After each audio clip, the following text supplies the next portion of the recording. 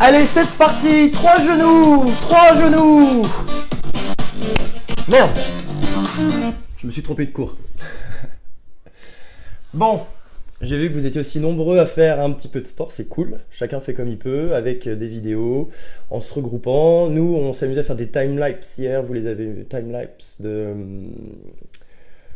d'exercices de circuit training. Donc c'est assez rigolo de se voir confiné à l'intérieur et de devoir s'entraîner. On s'amuse comme on peut. Salut à tous, salut Sandrine, salut papa. Sur Instagram, t'as dit ? Parfait, ouais, on est aussi sur Insta, on est partout. Donc aujourd'hui, ça va être salut Clara, salut Séverine, hop, salut Pascaline. Donc aujourd'hui, on va s'atteler aux baguettes. Donc j'attends un petit peu que tout le monde puisse nous rejoindre. On a de la chance, on a encore une belle journée ensoleillée. Vous vous occupez comment en ce moment? Personne ne répond. Tout le monde est timide. Bon, en tout cas, j'ai partagé la recette que j'ai faite pour obtenir ma pâte à pain. Tes voisins du dessous doivent péter un boulard quand tu sautes. Pas tant que ça, parce qu'en fait, on a un plancher qui est assez isolé. Écoute, en tout cas, ils sont pas encore venus frapper. On verra d'ici 10 jours si ça change la donne. Auquel cas, je lui proposerai peut-être de venir s'entraîner avec nous. Salut Géraldine, salut Margaret. Ah ben, le voisin d'en dessous... Non, je déconne, il est pas là. Il est sur le bureau. Hop. Je vais aussi partager mes lives, mon live sur les différents groupes sur lesquels je les ai promis. En tout cas, je suis vraiment content, vous êtes nombreux. Pardon? Maman est là aussi. Maman est là aussi. Salut maman. Ouais, du coup, vous avez le même compte. Vous êtes super nombreux hier à avoir réalisé les gnocchis. Je suis super fier de vous. Même chose pour les brioches, pour les pains au lait. C'est top. Du coup, continuez comme ça. Alors, toc, partager dans un groupe. Hop. Alors. Tic. Parfait. Encore une petite minute et puis après je vous montre où j'en suis. Donc aujourd'hui vous allez voir que c'est une recette qui nécessite peu d'ingrédients. De la levure, de la farine, toc, de l'eau. Je partage ici aussi. Et un dernier partage et c'est bon. Sur un groupe. Hop. Il y a Denis aussi. Salut Denis. Oui, il y a mon frère aussi. Alors, attends, je remonte un peu, j'ai une question. Antoine, du coup, toi, t'es aux States, c'est la galère de trouver de la farine. Oui, en France, on en trouve. J'ai fait un petit stock, mais apparemment, c'est vrai que le rayon farine sucréeuse, c'était le rayon qui était préférentiellement dévalisé. J'ai aussi constaté ça. Salut Karine. Hop. Alors, du coup, j'ai mis en story. En France, on en trouve. J'ai fait un petit stock. Toc. J'ai mis en story la réalisation de la pâte, donc moi je l'ai faite avec un robot Lee Cooking. J'ai mis dans le lien du live que vous retrouvez en replay sur Facebook 2 liens. Vous trouverez le lien de... Bon ben Mathieu, du coup tu peux rester pour le fun, on pourra proposer des recettes qui nécessitent ni farine ni levure, même si ça me paraît un petit peu compliqué. Donc j'ai fait ma pâte à pain, je l'ai mise en story sur Facebook, sur Instagram, vous pouvez regarder. Donc j'ai suivi une recette, moi j'ai utilisé mon robot. J'ai mis en lien une recette de Frédéric Romer, une chouette collègue et amie de Bretagne, qui elle propose une version de pain, pâte à pain sans machine, donc pétrin à la main. Donc vous pourrez regarder ça. Et ce matin j'ai une autre chouette collègue amie, Marie-Pierre Morel, qui a posté une vidéo de pain avec d'autres idées de façonnage. Donc je vous ai tout mis dans le descriptif de la vidéo sur Facebook, comme ça, a posteriori, vous pouvez aller regarder ça pour vous inspirer différemment. Voilà ma pâte à pain. Donc, vous vous souvenez, comme pour la brioche l'autre fois, j'ai fait ma pâte et ensuite, je l'ai laissé 1 heure, 1 heure et demie pousser. C'est ce qu'on appelle la pointe, un premier temps où les levures viennent consommer les sucres qui sont disponibles. Les levures sont des organismes vivants. Je l'ai peut-être pas dit, je crois, l'autre fois pendant la brioche. Mais en fait, les levures se nourrissent de sucre et le sel les tue. C'est pour ça que dans les brioches et dans les pains, on va à chaque fois avoir les deux. le sucre pour les nourrir et le sel en fait pour limiter leur action et éviter que ça dégénère de façon exponentielle, un peu ce que le coronavirus est en train de faire à l'heure actuelle. Voilà, et notre confinement, c'est un peu l'équivalent du sel. Donc j'ai ma pâte qui a bien poussé, vous verrez par rapport à la story que ça a triplé, quadruplé de volume. Donc elle est super jolie. Mon pot de farine, hop. Voilà la pâte. Ensuite, j'utilise donc toujours mon fidèle racloir. Je viens récupérer mon pâton et en même temps, je dégaze. Vous avez vu, l'effet ne tarde pas. Ma pâte diminue. J'installe sur mon plan de travail ma roule-pâte. Ça, c'est tout simplement pour pouvoir l'étaler sans que ça colle et éviter de salir mon plan de travail. Parce que même si j'adore cuisiner, je suis un gros flemmard quand il s'agit de faire la vaisselle. D'ailleurs, il y a Maxime qui est juste derrière. C'est en général lui qui s'y colle. Je le dis, je lui coupe l'herbe sous le pied avant que ce soit lui qui... Hop. Voilà, attendez, je me bouge un petit peu. Peut-être elle est coupée, ouais. Ma tête est coupée sur Instagram, sur Facebook. Sur Facebook, moi je parle. Alors, attendez, je vais bouger ça. Je vais me décaler un petit peu à droite. Est-ce que c'est bon pour tout le monde? Est-ce que tout le monde peut voir comment on sait si on a, comment on fait son levain? Alors, le levain, ça, ce sera un autre sujet. Là, j'ai moi utilisé des levures déshydratées gourmandises dit de Marle. Vous pouvez utiliser n'importe quelle levure déshydratée, n'importe quelle levure de boulanger. Sachez juste que la levure déshydratée dit de Marle contient déjà du sel. C'est pour ça que dans la recette, vous n'avez pas à en rajouter. Si jamais vous remplacez ça par de la levure déshydratée classique, vous allez rajouter 8 grammes de sel pour les 500 grammes de farine moi que j'ai utilisé. Voilà, ça équivaut à 20-25 grammes de levure. Et enfin, si vous utilisez de la levure de boulanger fraîche, vous allez aussi pouvoir rajouter du sel. Pour ce qui est des levains, ça ce sera autre chose. J'ai pas encore testé de faire du levain pour le pain. J'ai fait du levain de gingembre. C'est un pote de la course qui m'a parlé de ça. Angel, si tu nous regardes. T'avais une question, Maxime? Non, c'était ça. Parfait. Pour le levain. Du coup, ma pâte est sur ma roule-pâte. Je vais venir... Elle date de 2018, c'est marqué. Oui, qui a vu qu'elle datait de 2018? Vous avez l'œil? Chevalier. Je fasse gaffe, Karine, va falloir que je cache des choses. Bon, je vous rassure, je me suis lavé, je me suis aussi lavé les dents, si certains arrivaient à voir jusqu'à là. Donc, ouais, elle est périmée depuis 2018. Par contre, comme ce sont des levures déshydratées, ça bouge pas, hein. Je peux la garder super longtemps. Donc là, j'ai mon pâton ici, donc à base de farine. J'ai pris de la T45 ou T55, hein, ça marche bien. Donc là, on est sur un pain à base de gluten. C'est très important dans un pain pour avoir un réseau gluténique d'avoir un minimum de gluten. Je ne me suis pas encore testé à faire des pains sans gluten. Mais par contre, certains s'y connaîtront mieux que moi. Pour ce qui est du gluten, c'est important en fait de l'avoir dans la pâte parce que c'est ce qui va donner l'élasticité à la pâte. C'est ce qui va permettre, quand les levures vont consommer le sucre, produire entre autres du CO2 qui est un gaz, en fait de produire cet étirement de la pâte. La pâte va coincer en fait l'air en s'étirant. Et ensuite, à la cuisson, ça va figer tout ça en l'état. Si on n'a pas de gluten, bah, tout simplement la pâte ne s'étire pas, on a un gros bloc qui ne va pas lever et ensuite le CO2 qui est produit va tout simplement lui s'échapper et on a un pain qui est dense. Voilà pourquoi le gluten reste malgré tout important. Donc après il y a pas mal d'alternatives quand même que j'ai vu passer à base de farine de riz, farine de lupin, enfin en général c'est des mélanges de farine hein, pour tout ce qui est vegan. Salut Karine, salut Caroline, salut Xavier, salut Aurore. Coucou Frédéric, ouais, T55 minimum pour le pain, la T45 pour la brioche. En fait, T45, T55, c'est ce qu'on appelle les taux de cendre. Du coup, on prend en fait une certaine quantité de levure, on la brûle et ensuite on mesure le nombre de résidus qui restent après combustion. Et en fait, du coup, plus on a un T45, T qui est faible, plus la farine est pure, plus en fait on est proche, plus on a du gluten. Et plus le T45 va augmenter, T105, T145, plus en fait on va avoir du son présent dans la farine. Moins la farine est pure, moins il y a de gluten, moins la pâte va s'étirer. Voilà, c'est pour ça qu'en général T45, T55, c'est ce qu'on utilise pour la pâtisserie. Après, on peut utiliser grosso modo l'une ou l'autre pour ces pâtes, sachant que la T45 propose un réseau gluténique qui se développera encore mieux. Voilà, donc je vous ai parlé de la levure. Je vous avais dit que les levures mouraient à 50 degrés. Donc quand vous faites vos brioches, hein, en fait la brioche c'est ni plus ni moins que cette pâte à pain avec des œufs, du sucre et du beurre en plus. Voilà. Après il y a d'autres recettes à base de crème, à base de mascarpone, hein, notamment les recettes de brioche Bucci qui sont top. Je vous laisserai regarder sur le net. Comme l'autre fois, moi je vais partir sur 3 baguettes que je vais répartir sur mes travées baguettes. Donc je vais peser mon pâton global. Hop, tout le monde me voit. Attendez, je vais mettre la balance dans le champ. Hop. Maxime n'est pas présentable, je confirme. Et pour ceux qui se posent la question, j'ai quand même un jogging. Hein. Hier, j'ai vu que vous rigoliez sur ce que je pouvais potentiellement porter en dessous.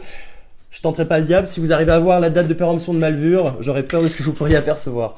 Donc là, j'ai 820 grammes hop, de pâtes. Je prends ma petite calculatrice. Si vous êtes plus rapide que moi, on va faire 820 divisé par 3.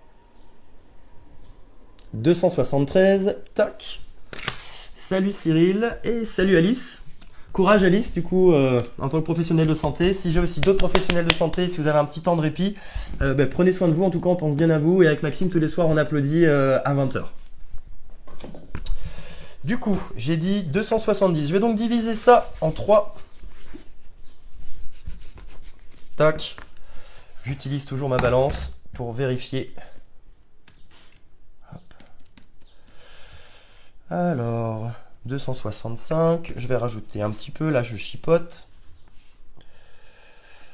Hop, là c'est parfait. Du coup, celui-ci, 329, j'en ai un peu trop. Tac. 293. 283, on y arrive. Donc là, ça va que j'ai que 3 pâtons, donc c'est beaucoup plus rapide que les 14 ou 16 que j'avais l'autre fois pour la brioche. D'ailleurs, vous êtes aussi nombreux à avoir fait vos brioches, donc c'est cool. Comme d'habitude, n'hésitez pas à m'envoyer vos photos par tout support. Je suis super content, je vais peut-être même créer un album de vos réalisations sur cette période de confinement. Donc, je prends mon premier pâton, un des 3 pâtons, tout le monde voit bien, parfait. On va... Alors Denis, j'aperçois qu'il faut arrêter, je sais pas quoi, je regarderai tout à l'heure les bêtises que vous échangez, en tout cas faites-vous plaisir. Hein. L'intérêt de ces lives, c'est aussi d'avoir un bon moment ensemble, donc n'hésitez pas à sympathiser les uns les autres, à vous ajouter, surtout que j'ai pas mal de collègues qui regardent aussi, qui proposent eux aussi leur live, donc n'hésitez pas, ça permet d'avoir de l'inspiration. Donc là j'ai mon pâton, je viens avec la paume de la main. Pourquoi 3 et pas 4 baguettes? Le dégazer. Qui pose cette question? Karine. Je sais pas, j'aime bien faire 3 grosses baguettes plutôt que 4. C'est vraiment un choix personnel. J'aurais tout à fait pu diviser par 4. Mon temps de cuisson aurait été plus rapide. Après là, j'aurais des baguettes un peu plus généreuses. C'est complètement arbitraire. Si vous voulez faire 4, vous pouvez. Donc là, j'ai mon pâton que je dégaze. En le faisant, j'entends l'air qui chasse. Ça fait un... Je viens prendre ici la partie inférieure et je la rabats au centre. En fait, j'imagine que ma pâte est coupée en 3. Je rabats le tiers inférieur comme ceci. Je vais même prendre celui du haut. Et ici, en fait, je viens l'insérer au centre comme ceci avec ma main gauche. Je fais une rotation. Je viens faire la même chose, donc toujours en commençant hop, par la droite. Là, vous avez vu, j'ai rabattu le tiers supérieur. J'ai fait un demi-tour, j'ai rabattu le tiers supérieur. Donc en gros, c'est comme si j'avais rabattu les 2 tiers. Et là, maintenant, je vais venir rabattre l'ensemble. Hop. Hop. Avec ma main gauche, je prends, je rabats. Et avec ma main droite, je viens sceller. Ce qui fait que j'obtiens une clé. Ici, vous vous souvenez, comme pour la brioche, on avait une clé. Une clé, en fait, c'est là où sont concentrés les plis de pâte. Plusieurs façons de faire vos baguettes. Vous pouvez soit prendre le parti de les laisser ensuite cuire avec la clé sur le dessus. Vous aurez une explosion, ce qu'on appelle en général des baguettes ou pain volcan. Soit, moi, c'est ce que je préfère, mettre ça sur le dessous. Donc là, ensuite, je viens la retourner clé en dessous. Là, vous avez vu que j'obtiens un joli boudin, une navette. Mais j'ai pas encore la forme de ma baguette. Et donc là, on va recouper ce qu'on a vu pour la brioche et pour les gnocchis que nous avons fait hier. On va venir faire ce petit mouvement d'étalage. Alors, il n'y a pas de question bête. Elles ont des bulles, parfois non. Des fois, elles ont des bulles et des fois non. Pourquoi? Les bulles, c'est tout simplement l'action de la levure. Alors là, je peux pas dire en détail pourquoi des fois tu en as, pourquoi tu en as pas. Peut-être que des fois, tu as des levures qui sont plus motivées que d'autres fois.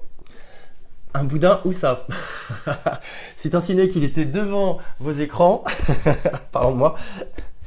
Je proteste. Donc je viens prendre comme ceci, vous avez vu, et je fais un petit mouvement en fait tout simplement pour l'étaler. Allez-y lentement, prenez votre temps, c'est pas la peine d'y aller vraiment comme un hystérique. Regardez bien où se trouve votre clé. Hop. Voilà. Toc. Là, je continue. Donc moi, vous savez que j'adore travailler les pâtes. Je trouve que c'est super agréable. Toc. Donc, entre vous, vu que vous êtes assis, vous avez plus de mobilité que moi, prenez une petite calculatrice. Donc, dans ma recette, j'ai 500 g de farine. J'ai un sachet de levure de 20 g. J'ai 310 g d'eau. C'est tout ce que j'ai. J'aimerais que vous me calculiez le coût de revient aujourd'hui de cette pâte. On assimilera à 50 centimes la chauffe du four. Et j'aimerais que vous me disiez combien est-ce que mes 3 baguettes, à combien est-ce qu'elles vont me revenir.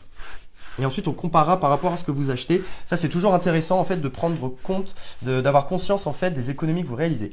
Là, pour répondre à ta question tout à l'heure, je crois, Héloïsa. Salut Arnaud, salut. Hop. Ah, Denis. Et là, malheureusement, j'ai que 2 mains. C'est sûr que si je pouvais en avoir 8, ce serait plus pratique pour façonner toutes mes baguettes en même temps. Et Héloïsa, regardez là, j'ai des petites bulles aussi qui se forment. C'est tout simplement ma levure en fait qui est en train d'agir. Hop, je vais essayer de mettre ça dans le champ. Voilà. Je vais déposer ma baguette clé en dessous sur ma travée. Et comme pour la brioche, donc je vous ai parlé, le premier temps de pouce, c'est ce qu'on appelle la pointe. Et là, du coup, nous allons avoir l'après, qui est le deuxième temps de pouce, où je vais laisser en fait ma baguette se développer à nouveau. Tout ce petit travail là qu'on est en train de faire, ça va aussi restimuler nos levures. Ça veut dire quoi, clé? Il y en a qui demandent. Alors, la clé, en fait, c'est l'endroit où je concentre les plis de la pâte, grosso modo. Pour la brioche, vous vous souvenez, j'avais mon bâton, je prenais l'extérieur et je rabattais tout au centre. J'ai donc un point qui est une clé. Si vous voulez regarder, il y a le replay qui est disponible sur ma page sur le façonnage de la brioche. Là, dans le cadre de baguette, ma clé, en fait, c'est cette ligne qui reste. Et la ligne de pli, en fait, c'est la jointure. Antoine, salut Antoine. J'ai bien en tête que tu m'as demandé une recette de brioche vendéenne. Je t'envoie ça dès que je peux. N'hésite pas à me relancer au besoin. Donc la même chose pour la deuxième. Je viens dégazer comme ceci mon bâton. Je démarre de la droite, je viens rabattre le premier tiers avec la main gauche, je viens sceller avec la main droite. Je fais la même chose à partir du dessus. Hop, toc, toc, toc. Et je viens refermer à nouveau ici. Hop, toc, toc, toc, toc. Et ma clé, c'est ça, regardez. Vous la voyez, ma clé, c'est cette jointure ici. C'est une sorte de cicatrice. C'est une sorte de nombril élargi de ma baguette. Et en fait, c'est par là que la pâte pourrait en fait s'échapper si jamais je mettais ma baguette à cuire sur le dessus. Pour le fun, vous n'hésitez pas sur vos baguettes à en cuire 2 par exemple, clé en dessous, une clé au-dessus. C'est quoi cette histoire de prime gouvernementale, Maxime? Vous parlez de quoi? Non, mais tu demandes le calcul. Je demande s'il faut prendre en compte l'inflation. Non, on va pas aller jusqu'à l'inflation. Bah, si on prend une calculette scientifique. Alors après, je voudrais un calcul d'incertitude associé du coup à la valeur que vous allez obtenir. Est-ce qu'on a déjà des coûts de revient qui sont estimés? Oui, il revient 2 € environ les 3 baguettes. 2 € les 3 baguettes. Parfait. Et il y a quelqu'un qui demande si on n'a pas de travée, par quel outil peut-on... Vous pouvez tout à fait les cuire à plat, hein. C'est pas grave, c'est juste un petit bonus esthétique de les avoir dans des travées puisque ça fera une jolie forme arrondie sur le dessous. Vous pouvez tout à fait les faire cuire à plat de votre côté. Si vous avez une scie pâte, vous pouvez l'utiliser. Hop. Alors, prix de revient. Merci Evangeline. Ouais, 2 € les 3 baguettes. Sachant que dans le commerce, on est plutôt sur 1 € minimum la baguette. Sachant que là, je suis sur des baguettes généreuses, hein. Effectivement, comme le disait Karine tout à l'heure, si j'avais fait 4 baguettes, bah, du coup, on aurait été sur du 2 fois moins cher puisque j'aurais eu 2 € mes 4 baguettes. Là, on est sur, allez, on va prendre l'estimation la pire. On va dire qu'on est sur 2 € coût de revient 3 baguettes contre 3 €. Ça veut dire que chaque fois que je ferai du pain, j'économiserai 1 €. Là, je fais 3 baguettes. Nous, on est 2. 3 baguettes, ça nous fait aller 3-4 jours maximum. Ça veut dire que sur une semaine, bah, je vais économiser facile 2-3 €. Donc, je vous laisse faire le calcul sur une année. Sachant qu'en plus, c'est toujours autant de trajets qu'on n'a pas à faire pour aller à la boulangerie, pour aller acheter des choses et aller choper les Stéphanie, elle a dit qu'elle voulait une grande baguette qui pète. Pardon? Stéphanie t'a dit je fais 3 baguettes et elle a dit je fais des grandes baguettes qui pètent, c'est toujours mieux. Fais quoi, Les baguettes qui pètent. Je vais faire ma dernière. Je vais faire ma 3e baguette. Hop. Vous pouvez après aussi apprendre à vos enfants à faire ça, hein, parce que n'oubliez pas qu'un jour ils seront étudiants. Alors moi, c'était mon cas, j'avais pas de four, mais s'ils sont capables de faire leur pain, c'est quand même la classe. Et en plus, ça permet de mieux manger. Hop. Et de faire plaisir. Frédéric qui dit 1 kg de farine c'est 50 centimes et j'ai fait 8 baguettes. Bam! Frédéric, du coup, on a un coût de revient là qui est encore plus intéressant. Je viens à nouveau façonner. Géraldine, tu les conserves comment? Je les conserve pas, je les mange. En vrai, vous pouvez les congeler.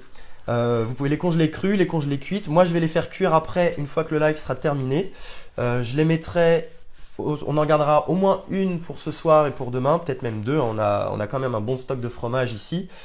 On va pas perdre le nord. Hop, ma clé est là. Je la laisse en dessous. Je pose ça sur mes travées. Hop là, voilà mes petites baguettes. Je vais mettre un torchon dessus.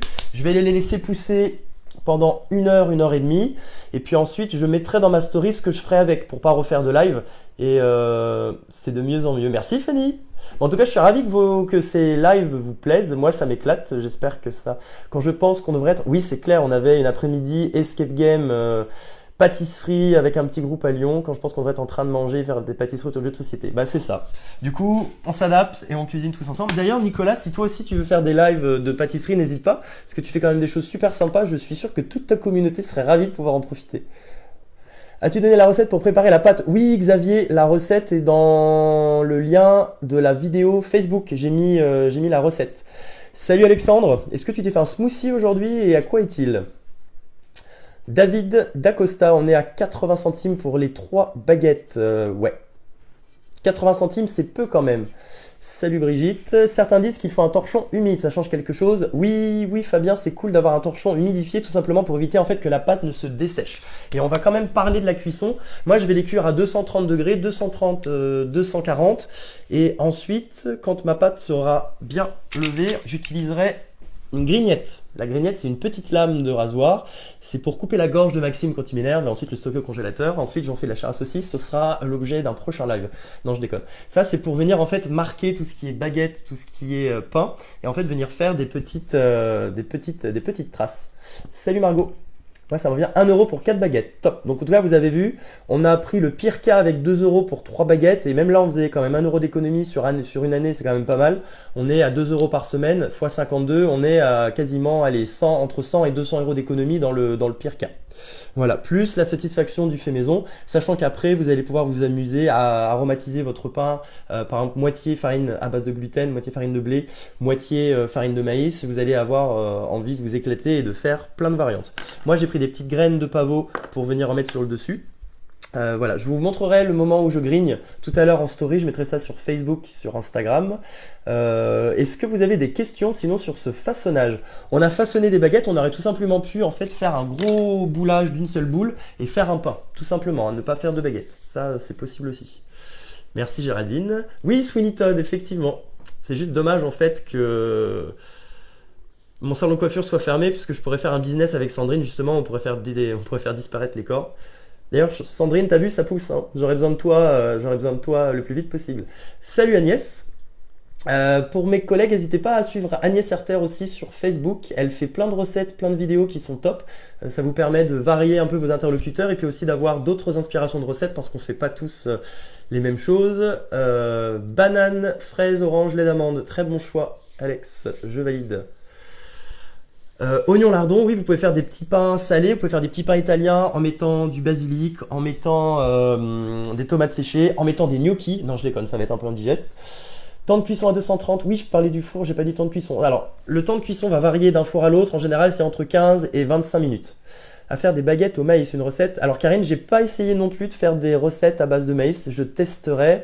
Est-ce qu'on met du jaune d'œuf sur le pain? Alors moi non, je mets pas de jaune d'œuf. Par contre, pour la cuisson, c'est important d'avoir ce qu'on appelle la réaction de Maillard. En fait, c'est ce qui se passe quand vous cuisez une viande, quand vous allez cuire votre pain. En fait, c'est une réaction chimique. C'est un peu comme une caramélisation, mais différent. Caramélisation, c'est sucre et chaleur. Sur le cas d'une réaction de Maillard, on va être sur protéines, sucre, chaleur et un petit peu d'eau. C'est en fait ce qui va donner ce petit goût un peu caramélisé. C'est ce qui va donner cette jolie croûte bien dorée. Et donc, c'est important que votre four soit humide. C'est pour ça qu'en général, on vaporise avant cuisson de l'eau sur les baguettes de pain ou qu'on va mettre un peu d'eau sur le lèche-frite avant d'enfourner en cuisson. Alors, au niveau des questions qu'il me reste à répondre, moi je fais mon pain tous les jours dans mon restaurant. Si je prends mon pain chez un boulanger, plus de 800 € par mois, en moyenne 60 couverts par jour. Du coup, vu que je fais mon pain, c'est environ 150 € mon coût de revient, donc 650 € d'économiser. Effectivement, ça fait. Faudrait ensuite le ramener à l'échelle d'un particulier pour 60 couverts par jour. Ah, c'est vrai que c'est énorme. Déjà, son dit. Pardon? Faut-il pulvériser de l'eau? Oui, pulvériser de l'eau si vous avez un spray. Sinon, vous allez mettre, quand votre four préchauffe, un petit peu d'eau dans le lèche-frite et vous allez en rajouter au moment d'enfourner. C'est important que vous soyez en fait dans une atmosphère humide. Et pour ceux que ça fera rire, effectivement, après avoir parlé boule en fin de semaine, aujourd'hui on parle baguette. Alors je vous laisserai relier les points entre eux. Si vous avez d'autres idées recettes aussi, n'hésitez pas. On parlait pain de mie. Faire un pain de mie pour pourquoi pas faire un croque-monsieur, faire des croque-monsieur, une petite recette sympathique pour nourrir sa famille avec une petite salade. Salut Fred. Temps de cuisson, ça va dépendre de 15 à 25 minutes, ça va dépendre de vous, de comment est-ce que vous aimez votre pain. Est-ce que vous aimez qu'il soit bien doré, est-ce que vous aimez qu'il soit moins cuit. Et voilà, pour que votre pain soit cuit, quand vous le prenez, quand vous lui tapez au cul, normalement ça sonne creux. Voilà, petit indice, ça fait un poc poc poc. Je vous laisserai tester. Pourquoi pas faire des vidéos de vous en train de frapper le dessous de votre baguette de pain, ça peut toujours lancer des modes rigolotes. En ce moment, on est sur des photos de quand on était gosse et sur des dribbles au pied avec des rouleaux de PQ. Voilà. Ensuite, à cette étape-là, quand vous avez vos baguettes qui sont en train de pousser, c'est très important. Vous munissez de ceci, d'accord? Et vous le balancez sur la personne la plus proche de vous. Voilà, ça c'est juste pour le fun. Perso, je viens de marquer 20 points, je l'ai mis pile dans la tête de Maxime. Ouais, je crois qu'on en a terminé. Merci beaucoup. Vu les commentaires et ce que vous écrivez, je pense que je vais en rester ici. J'ai peur après que ça dérape et que ce soit irrécupérable. Salut Elise. Du coup, je crois que toi tu as ton live dans peu de temps. Donc je vais, moi, stopper ici. Si vous voulez prendre la main, Elise, Simon, pour un live, je crois que c'était un gâteau à la banane, si j'ai bien vu ces informations. Je fais 3 kilos de rillettes ce week-end. C'est facile, peu cher et ça sera nickel sur les baguettes. C'est top, ça, j'ai jamais fait de rillettes, faudrait que je teste. Cassage d'œuf sur la tête. C'est un peu long. Oh, représailles. Il y aura représailles hors caméra. Je vous montrerai le reste de ce qui va se passer sur ma story, donc le grignage, la cuisson, j'essaierai peut-être de faire un time-lapse. Maxime, en tout cas, vu le nombre de smileys éclatés de rire qui passent, je pense que ça a bien fonctionné. Allez, c'est bon, c'est ça. Bon, allez, je vous laisse.